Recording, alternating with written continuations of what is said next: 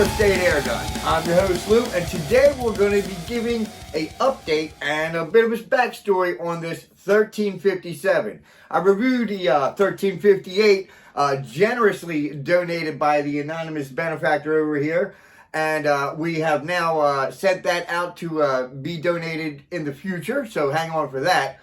But there's a little bit of a backstory to this 1357, so let me get right into it, and let's get this party started.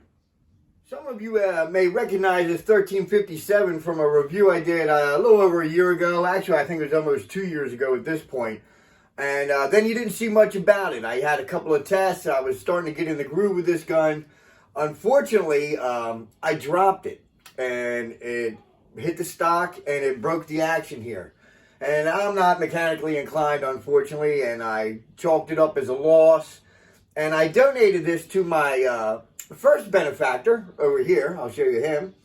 And I gave that to him. He was able to repair the gun, and now he has himself a 1357 bullpup by Beeman as well. Sorry about that.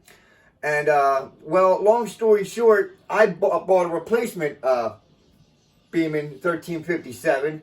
And when it got here, it did not hold air. And I've seen a couple other videos where I think there were some problems with the air tube or something like that. Blue Collar Sportsman, I believe, is one of the guys that had a problem. Didn't see too much after that. Don't really see a lot of videos on this particular gun anyhow. But long story short, I got a new replacement one after I gave it to my friend, the anonymous benefactor. And went to go fill it up, and it would not hold air. So I shipped it back out to Beeman to get repaired or replaced, and COVID hit, and it was about a year, maybe a year and a half.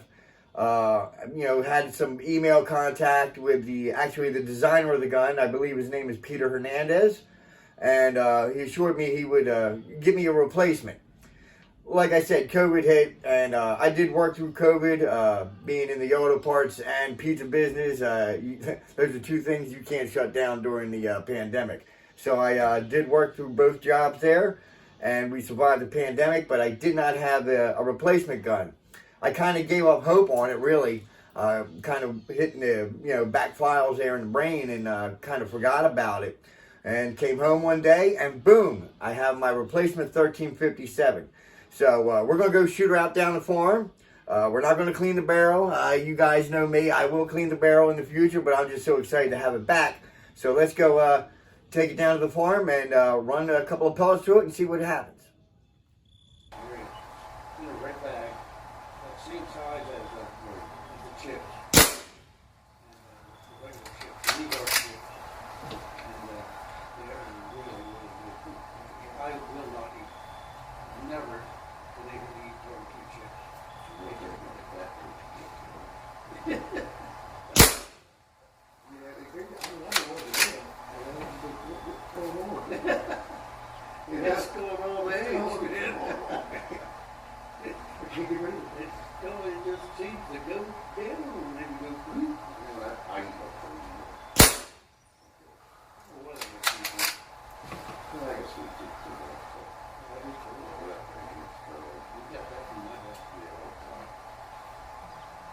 You usually have to have ice cream. Before I go to bed. Yeah. Before I go to bed. Yep, it's a nice little comfortable throat. Get this part real. Get this screw now.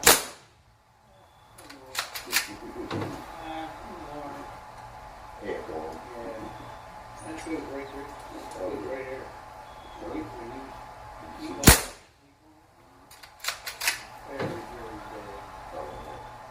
Probably why I have this. I quit.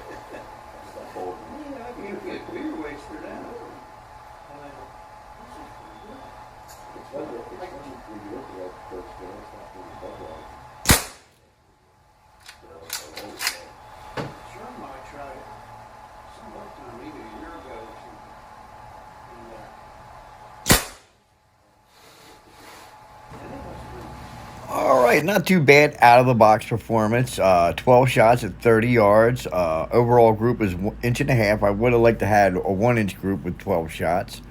The bulk of the group, 10 out of 12, were at 1.1 inches. Almost got a bottle cap. We had 4 outside the bottle cap. Could use some improvement. Okay, so obviously we want to run some more pellets through it. I think we can get some tighter groups. 8.3 grains. I think is on the little bit of the light side for this gun. I think it's going to like something more in the 9 to 10 grain range. We were shooting at 30 yards. I'm not a super marksman. This isn't a bench gun per se. It's definitely a hunter. Probably out to about 50 yards. You can probably stretch out further than that if you're a better shot.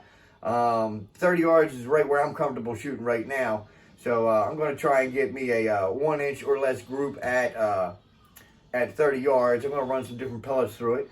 And I'm also going to be playing with the Game Arrow. I think that's a great budget PCP air gun as well. I just want to see if this has any issues, but I think they're both good guns, so maybe we can kind of compare the two in the future. I want to have some fun with this and the Arrow, so hopefully we'll get a couple videos out for you soon. So anyway, right now I'm happy to have the replacement. Beeman definitely did come through in the end, although it did take a long time, but being in the pandemic, I'm sure you were all aware of shortages, etc. So that's what I got for you today. Everybody stay safe, and I'll catch you all next time.